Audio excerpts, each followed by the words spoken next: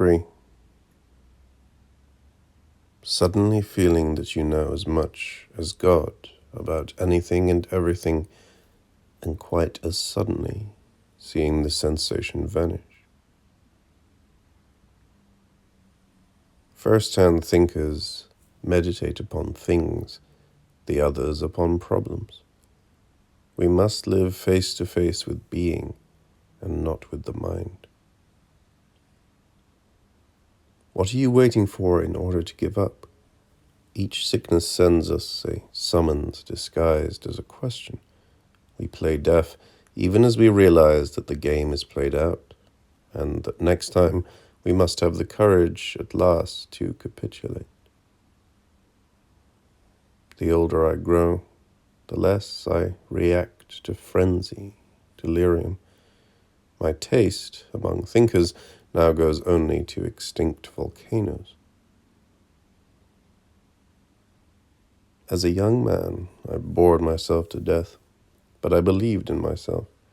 If I had no suspicion of the dreary creature I was to become, I knew nonetheless that, whatever happened, perplexity would not desert me, that it would keep watch over my years with all the zeal and exactitude of Providence.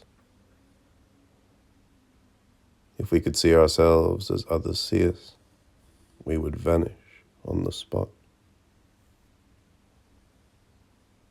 I once remarked to an Italian friend that the Latin peoples are without secrecy, too open, too garrulous, and that I preferred nations ravaged by timidity, adding that a writer who has failed to know it in his life is worthless in his writings.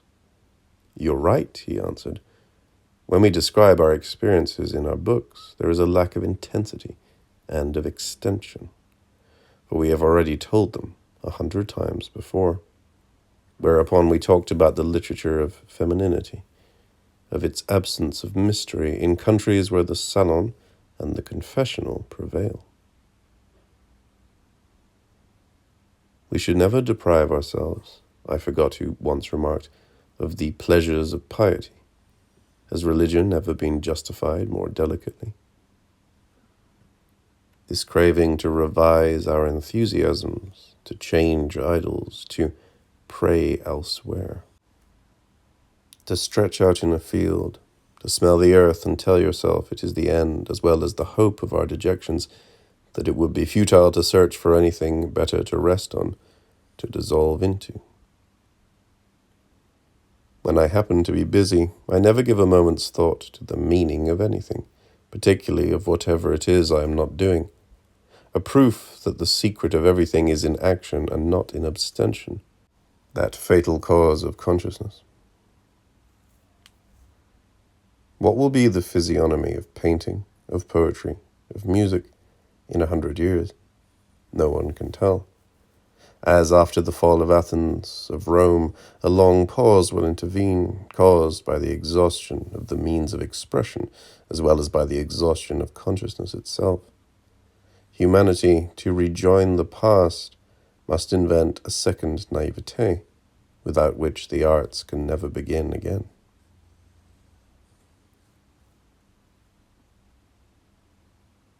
In one of the chapels of this ideally ugly church, we find the Virgin standing with her Son above the globe, an aggressive sect which has undermined and conquered an empire and inherited its flaws, beginning with gigantism. It is written in the Zohar, "When man appeared, thereupon appeared the flowers." I suspect they were there long before him, and that his advent plunged them all into a stupefaction from which they have not yet recovered. Impossible to read a line by Kleist without thinking that he committed suicide, as if his suicide had preceded his works. In the Orient, the oddest, the most idiosyncratic Western thinkers would never have been taken seriously on account of their contradictions. This is precisely why we are interested in them. We prefer not a mind, but the reversals, the biography of a mind, the incompatibilities and aberrations to be found there. In short, those thinkers who, unable to conform to the rest of humanity, and still less to themselves, cheat as much by whim as by fatality. Their distinctive sign? A touch of fakery in the tragic, a hint of dalliance even in the irremediable. If, in her Foundations, Teresa of Avila lingers over the subject of melancholia, it is because she recognizes it as incurable. Physicians, she says, cannot deal with it, and the Mother Superior of a convent, faced with such sufferers, has but one recourse: to inspire them with the dread of authority, to threaten them, to frighten them.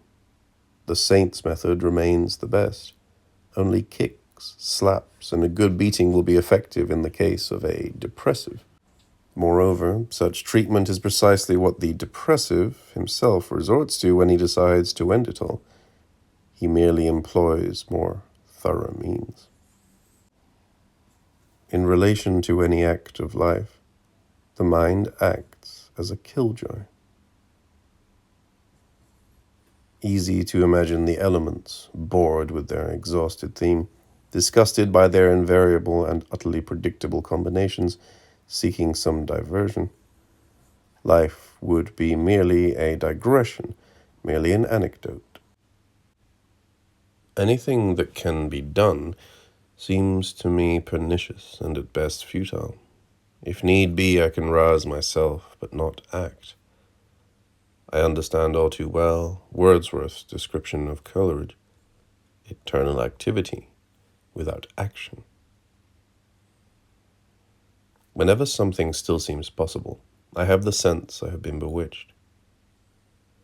The one sincere confession is the one we make indirectly when we talk about other people. We do not adopt a belief because it is true. They are all true. But because some obscure power impels us to do so. When this power leaves us, we suffer prostration and collapse, a tete-a-tete with what is left of ourselves. The quality of every perfect form is to release the mind immediately, whereas the corrupt form holds the mind prisoner, like a bad mirror which tells us of nothing but itself. In Kleist's praise, and how un-German it sounds, of limpidity, his target was not philosophy in particular, yet his is the best possible critique of philosophical jargon, a pseudo-language which, attempting to reflect ideas, merely assumes a contour at their expense, merely denatures and darkens them, merely calls attention to itself. By one of the most troublesome of all usurpations, the word has taken the leading role, in a realm where it should be imperceptible. O Satan, my master, I give myself unto thee forever. How I regret not remembering the name of the nun who, having written these words with a nail dipped in her own blood, deserves to figure in an anthology of prayer and concision. Consciousness is much more than the thorn. It is the dagger in the flesh. Ferocity occurs in all conditions save in joy. Schadenfreude, malicious joy, is a misrepresentation. To do evil is a pleasure, not a joy. Joy, the one true victory over the world, is pure in its essence, hence irreducible to pleasure, which is always suspect, both in itself and in its manifestations. An existence constantly transfigured by failure. The wise man consents to everything, for he identifies himself with nothing, an opportunist without desires. Nature's great mistake was to have been unable to confine herself to one kingdom. Juxtaposed with the vegetable, everything else seems inopportune, out of place. The sun should have sulked at the appearance of the first insect and gone out altogether with the advent of the chimpanzee. If, as we grow older, we scrutinize our own past at the expense of problems, it is simply because we handle memories more readily than ideas. The last whose disloyalty we forgive are those we have disappointed. What other people do, we always feel we could do better. Unfortunately, we do not have the same feeling about we ourselves do. I was the prophet, Muhammad informs us, when Adam was still between the water and the clay.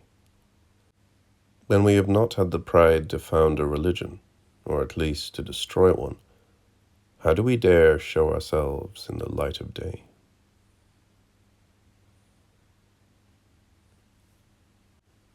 Detachment cannot be learned. It is inscribed in a civilization. We do not tend toward it. We discover it in ourselves. I was thinking this when I read that a missionary, after 18 years in Japan, had made only 60 converts, and old ones at that. Moreover, they escaped him at the last moment, dying in Japanese fashion, without remorse, without torments, worthy descendants of their ancestors who, to inure themselves, in the days of the Mongol wars, let themselves be impregnated by the nothingness of all things and by their own nothingness. We can meditate upon eternity only in a prone position.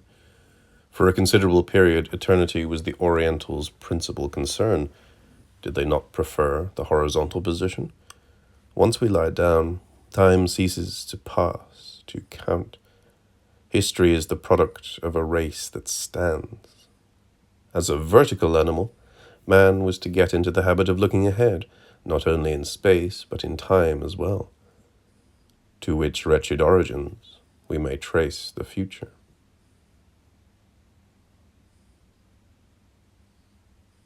Every misanthrope, however sincere, at times reminds me of that old poet, bedridden and utterly forgotten, who in a rage with his contemporaries declared he would receive none of them.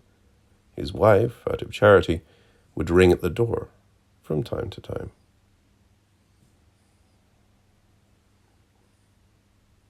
A work is finished when we can no longer improve it, though we know it to be inadequate and incomplete. We are so overtaxed by it that we no longer have the power to add a single comma, however indispensable. What determines the degree to which a work is done is not a requirement of art or of truth. It is exhaustion, and, even more, disgust. Whereas any sentence one has to write requires a pretense of invention, it takes little enough attention to enter into a text, even a difficult one. To scribble a postcard comes closer to creative activity than to read the phenomenology of mind. Buddhism calls anger corruption of the mind. Manichaeism, root of the tree of death. I know this. But what good does it do me to know? She meant absolutely nothing to me. Realizing, suddenly, after so many years, that whatever happens I shall never see her again, I nearly collapsed. We understand what death is only by suddenly remembering the face of someone who has been a matter of indifference to us. As art sinks into paralysis, artists multiply. This anomaly ceases to be one if we realize that art, on its way to exhaustion, has become both impossible and easy. No one is responsible for what he is, nor even for what he does. This is obvious, and everyone more or less agrees that it is so. Then why celebrate or denigrate? Because to exist is to evaluate, to emit judgment, and because abstention, when it is not the effect of apathy or cowardice, requires an effort no one manages to make.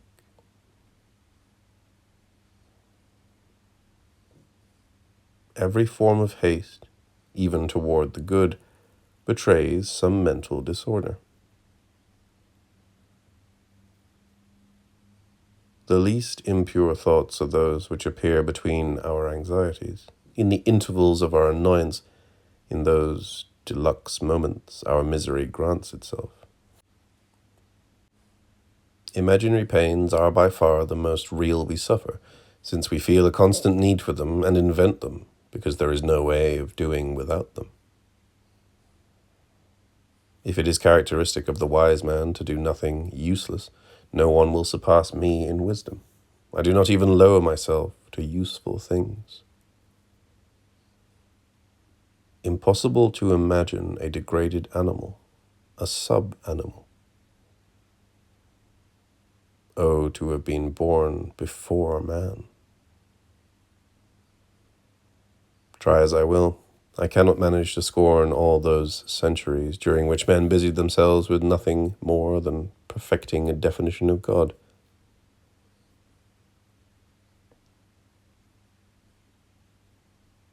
The most effective way to avoid dejection, motivated or gratuitous, is to take a dictionary, preferably of a language you scarcely know, and to look up word after word in it, making sure that they are the kind you will never use. As long as you live on this side of the terrible, you will find no words to express it. Once you know it from inside, you will no longer find a single one. There is no limit disappointment. Grievances of every kind pass, but their source abides, and nothing has any effect on it, unassailable and unvarying. It is our fatum. To realize, in rage and desolation alike, that nature, as Bossuet says, will not long grant us this morsel of matter she lends, this morsel of matter. By dint of pondering it, we reach peace, though a peace it would be better never to have known. Paradox is not suited to burials, nor to weddings or births, in fact. Sinister, or grotesque, events require commonplaces.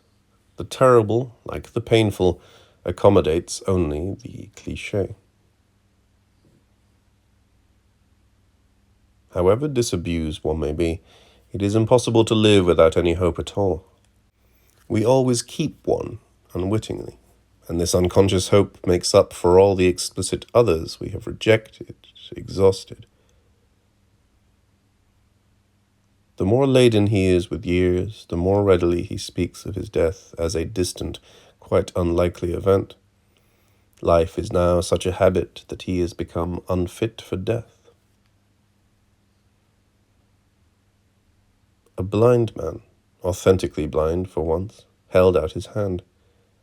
In his posture, his rigidity, there was something that caught you, that made you hold your breath. He was handing you his blindness. We forgive only madmen and children for being frank with us. Others, if they have the audacity to imitate them, will regret it sooner or later. To be happy, you must constantly bear in mind the miseries you have escaped. This would be a way for memory to redeem itself, since ordinarily it preserves only disasters, eager, and with what success, to sabotage happiness. After a sleepless night, the people in the street seem automatons. No one seems to breathe, to walk. Each looks as if he is worked by clockwork. Nothing spontaneous, mechanical smiles, spectral gesticulations. Yourself a spectre, how would you see others as alive?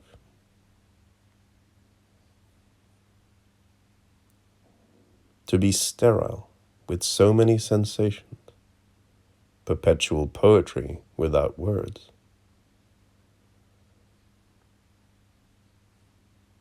Pure fatigue. Fatigue without cause, the kind that comes like a gift or a scourge. That is what helps me pull myself together. That is what affords me knowledge of myself. Once it leaves me, I am no more than an inanimate object. Anything in folklore that remains alive comes from before Christianity. The same is true of whatever is alive in each of us.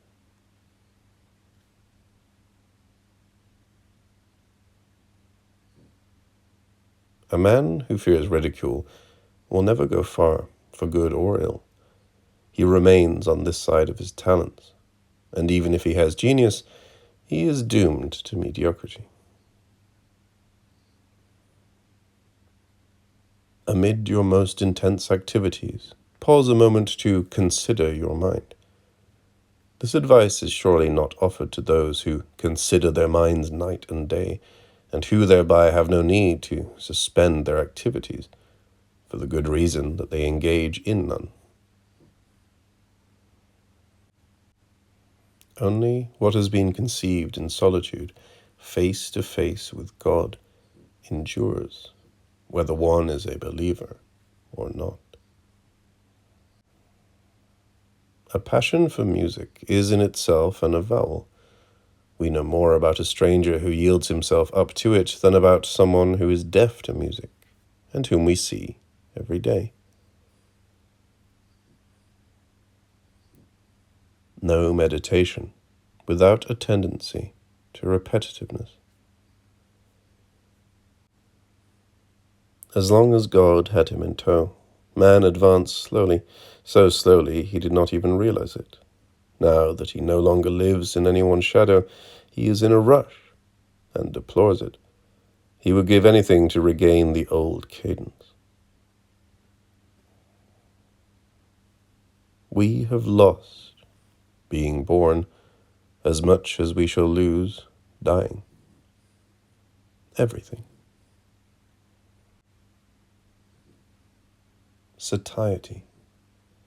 I have just now uttered this word, and already I no longer know apropos of what, so readily does it apply to everything I feel and think, to everything I love and loathe, to satiety itself.